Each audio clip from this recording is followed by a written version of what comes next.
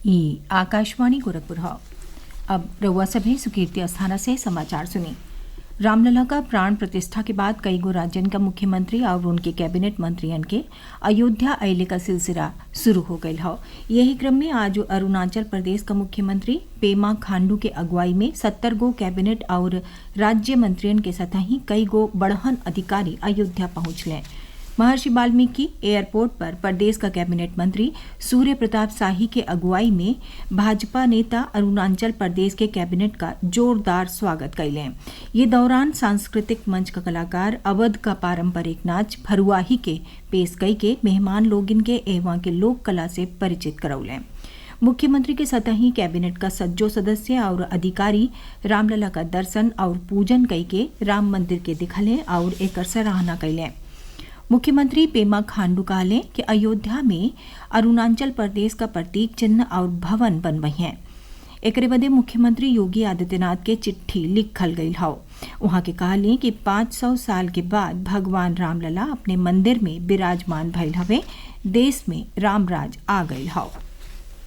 प्रदेश का मुख्यमंत्री योगी आदित्यनाथ का अध्यक्षता में काली भइल मंत्री परिषद के बैठकी में पर्यटन के बढ़ावा दिहले खातिर उत्तर प्रदेश पर्यटन का भूमि लीज नीति के मंजूरी दिहल गई। पर्यटन विभाग निवेशकन के आसानी बदे ई नीति तैयार कैले हवे।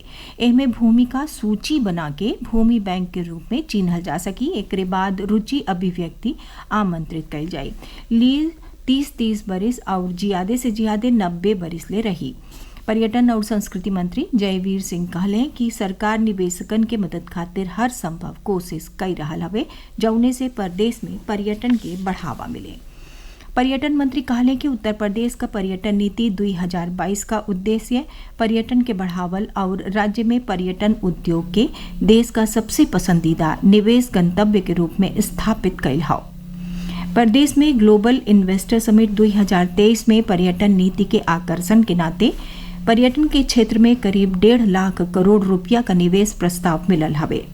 एमे 643 प्रस्ताव निवेशकन के ओर से भूमि के लीज पर आवंटित कैल गईले का अनुरोध कैल गईल हौ।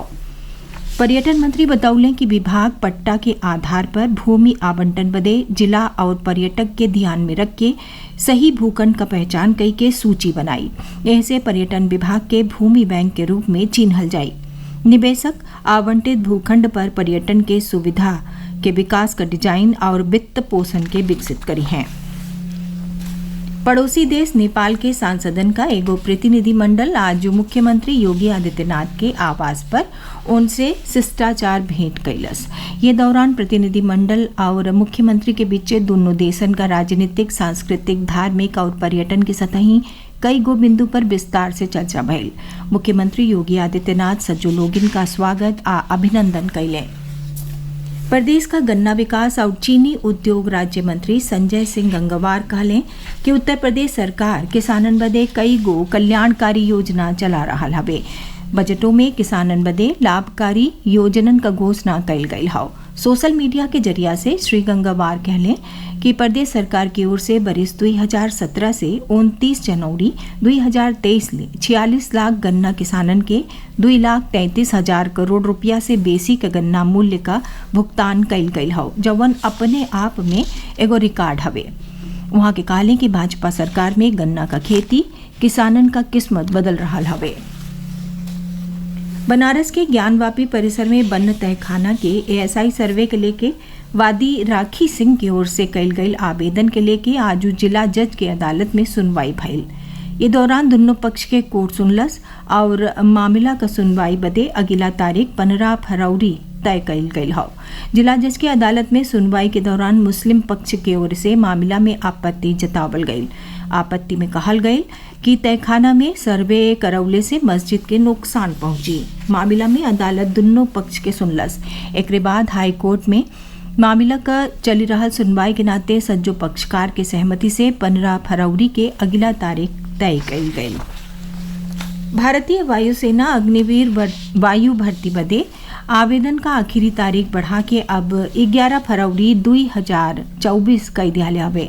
अभ्यर्थी ये तारीख ले वायुसेना के ऑफिशियल वेबसाइट पर आवेदन कर सकेले।